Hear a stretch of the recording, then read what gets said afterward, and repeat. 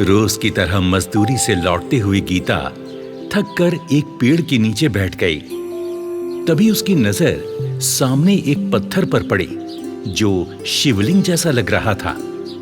वो सोचने लगी, हाँ, अरे ये तो शिवलिंग लग रहा है, पर लगता है यहाँ सेवा करने वाला कोई नहीं है।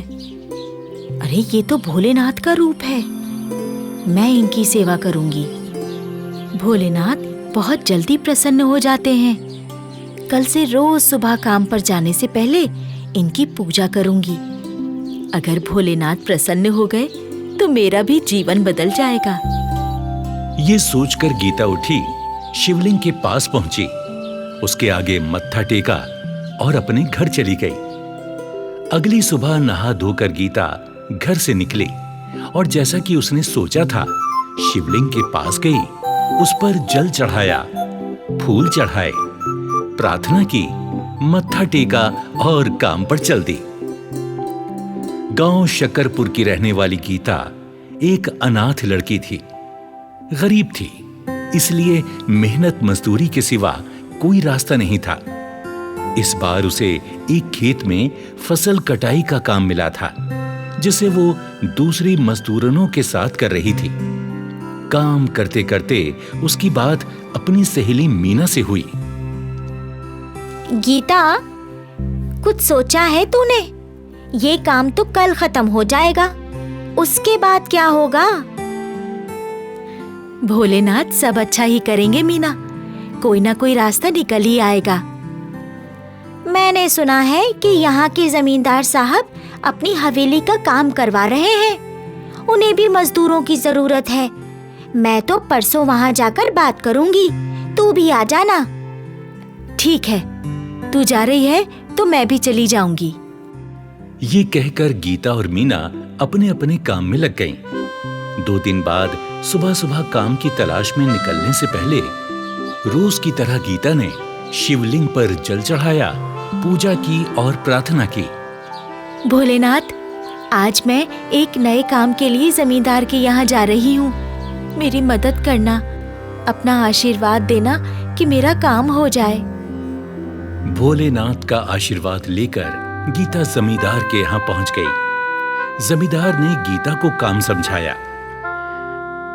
देखो भाई, हमारा बड़ा घर बन रहा है, यहाँ कुछ मजदूरों की जरूरत है, घर बनाने के काम में भी और कटी हुई फसल को संभालने के काम के लिए भी। तुम्हें 2 वक्त के खाने के साथ रोज के 100 रुपए मिलेंगे, पर हाँ, काम ईमानदारी से करना होगा। जी सरकार, मैं पूरी ईमानदारी और पूरी मेहनत से काम करूंगी। जमींदार ने गीता को काम पर रख लिया। गीता अपनी सहेली मीना और दूसरे मजदूरों के साथ मिलकर काम करने लगी। कभी ईंटें उठाना, कभी गारा मिट्टी मिलाना, कभी गोदाम में जाकर फसलों को ठीक से रखना। कई दिनों तक ऐसे ही काम चलता रहा।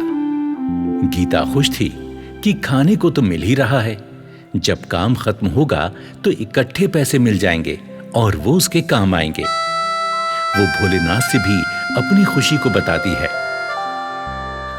भोलेनाथ, आपकी कृपा से अच्छा काम मिल गया है, मेरे अच्छे पैसे बन जाएंगे। मैंने तो सब तय कर लिया है। जो पैसे मिलेंगे उनमें पहले तो घर की छत बनवाऊंगी, बाकी पैसे संभाल कर रखूंगी। अगर आगे चलकर कोई काम ना मिला तो अपना ही कुछ काम कर लूंगी। मेरी माँ भी सब्जियां बेचा करती थी, मैं भी वही कर लूंगी। बस ऐसे ही अपनी कृपा बनाए रखना भोलेनाथ। जय भोलेनाथ। ये कहकर गीता ने शिवलिंग के आगे मत्था टेका और काम पर चल दी। आखिर एक दिन काम खत्म हो ही गया। उस दिन गीता बहुत खुश थी। मीना, पूरे 40 दिन हो गए हैं। 100 रुपए दिहाड़ी के हिसाब से तो पूरे 4000 बन गए। हाँ गीता, जब पैसे मिल जाएं तो उन्हें संभाल कर रखना, मुसीबत के समय काम आएंगे। काम खत्म होने पर जब गीता और मीना जमींदार के पास पैसे मांगने पहुंची तो जमींदार गुस्से से भरकर बोला, क्या पैसे? कैसे पैसे? मजदूरी के पैसे सरकार। आपने कहा था कि जितने दिन मजदूरी होगी उतने दिन खाना मिलेगा और साथ में 100 रुपए रोज के हिसाब से मजदूरी मिलेगी। अरे क्या बकवास करती हो? मैंने ऐसा कब कहा है? अरे मैंने कहा था मजदूरी का काम है, तुम दिन भर मजदूरी करोगी और बदले में तुम्हें 2 वक्त का खाना मिलेगा। तुमने मजदूरी की, मैंने खाना दिया, हिसाब बराबर। अब चलो निकलो यहाँ से। अगली बार कोई काम होगा तो आदमी भेजकर बुला लूंगा। नहीं सरकार, आपने कहा था कि 2 वक्त का खाना मिलेगा और 100 रुपए रोज के हिसाब से मजदूरी। चाहे तो मीना से भी पूछ लीजिए सरकार। अरे मुझे क्या दूध पीता बच्चा समझा है? साथ में इसे भी सिखा पढ़ा कर ले आई। अरे मैं क्या तुम जैसी औरतों की चालाकी नहीं समझता? पहले पेट भर कर खाना खा लिया, अब चालाकी से मुझसे पैसे ऐंठना चाहती हो। चलो निकलो यहाँ से, कहीं ऐसा ना हो जाए कि मुझे गुस्सा आ जाए और मैं कुछ कर बैठूं। आओ यहाँ से। गीता और मीना को समझ आ गया था कि यह इंसान अब पैसे नहीं देने वाला, यहाँ से चलने में ही भलाई है। गीता और मीना आंखों में आंसू लिए अपने अपने घर चली गईं। गीता अपने घर चरपाई पर लेटे लेटे अपनी टूटी छत की ओर देख रही थी। उसकी आंखों में आंसू थे। वो अपने आप से कहने लगी, थोड़े दिनों में बारिश शुरू हो जाएगी। मैंने सोचा था मजदूरी के पैसे मिलेंगे तो छत की मरम्मत करवा लूंगी, पर जमींदार ने तो पैसे देने से ही मना कर दिया। अब मैं क्या करूंगी? इसी तरह आंखों में आंसू लिए गीता अपने आने वाले कल के बारे में सोच रही थी। तभी उसे अपनी माँ की कही बात याद आई। बेटा, जिसका कोई नहीं होता उसका ईश्वर होता है। जब समस्या का कोई हल ना निकले तो ईश्वर से प्रार्थना करो, वो हर समस्या सुलझाता है। माँ ठीक कहती थी, मुझे भोलेनाथ से अपनी समस्या बतानी चाहिए, वो ही कोई रास्ता निकालेंगे। अगली सुबह गीता रोज की तरह शिवलिंग के पास पहुंची। जल चढ़ाया, बेल पत्ते और फूल चढ़ाए और आंखों में आंसू लिए प्रार्थना करने लगी। भोलेनाथ, मेरे साथ अन्याय हुआ है। मेरी 40 दिन की मजदूरी जमींदार ने मार ली है। मुझे मेरी मजदूरी दिलवा दो भोलेनाथ। रोते रोते गीता ने अपना सिर भोलेनाथ के आगे टिका दिया। तभी गीता के कानों में आवाज पड़ी, उठो पुत्री। भोलेनाथ, आप? हाँ पुत्री, मैंने तुम्हारी प्रार्थना सुन ली है। तुम चिंता मत करो, मेहनत की कमाई कभी कहीं नहीं जाती। तुम्हारी 40 दिन की भक्ति भी पूरी हुई है और 40 दिन की मजदूरी भी। तुम आराम से घर जाओ, तुम्हारी हक की कमाई खुद तुम्हारे घर चलकर आएगी। गीता ने अपने आंसू पोंछे और चेहरे पर मुस्कान लिए घर वापस आ गई। उधर जमींदार अपनी तिजोरी में नोट गिन गिन कर रखे जा रहा था।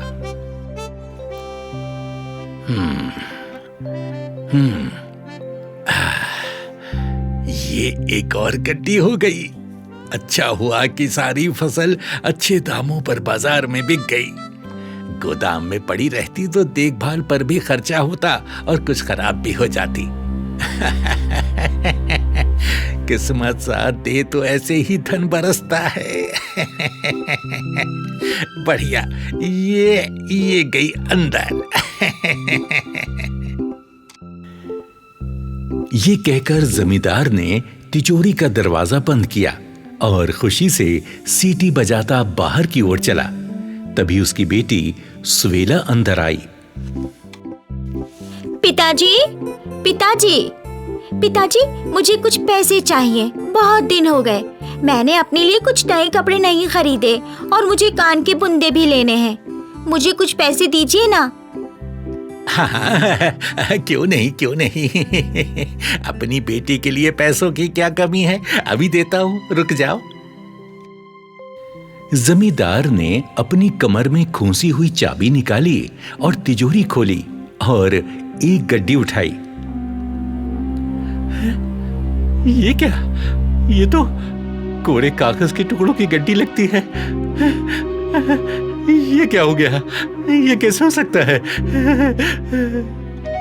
जल्दी से उसने वो गड्डी फेंकी और दूसरी गड्डियां देखने लगा, पर सारी गड्डियां वैसी ही थी। एक एक कर उसने सारी गड्डियां फेंक दी। कमरे में चारों ओर सफेद कागज के टुकड़े फैल गए।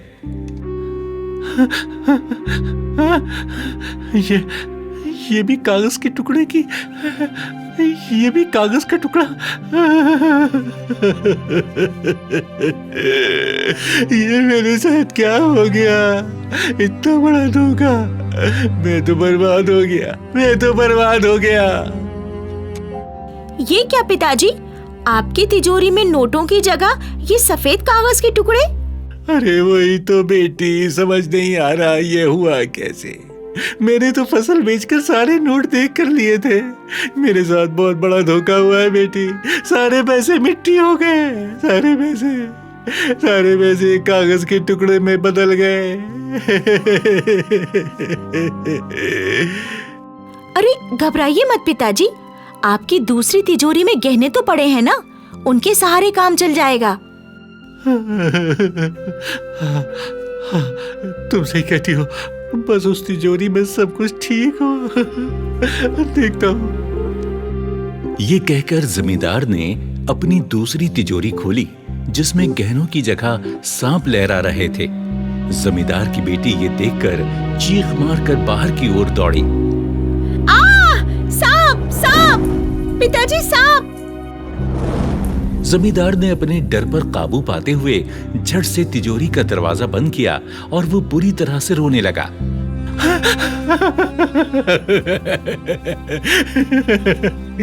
सांप!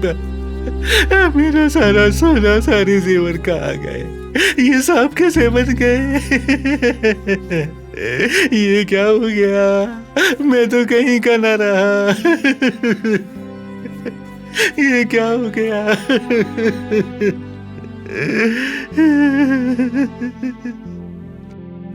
रोते रोते जमींदार की नजर अपने सामने दीवार पर लगी भोलेनाथ की तस्वीर पर गई। वो तेजी से दौड़ा और रो रो कर कहने लगा, भोलेनाथ, भोलेनाथ, भोलेनाथ, भोलेनाथ, ये क्या किया भोलेनाथ? मैं तो पूरी तरह बर्बाद हो गया। अपने भक्त के साथ ऐसा करना आपको शोभा देता है क्या?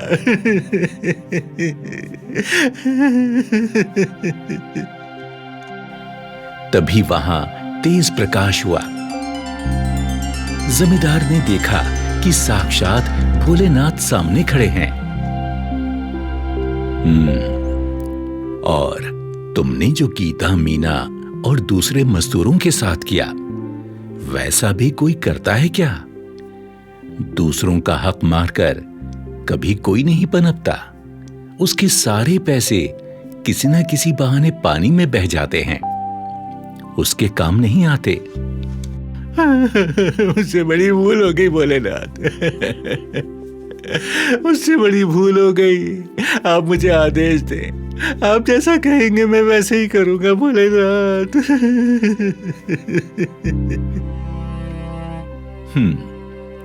तो ठीक है, सारे मजदूरों को उनका हक दो।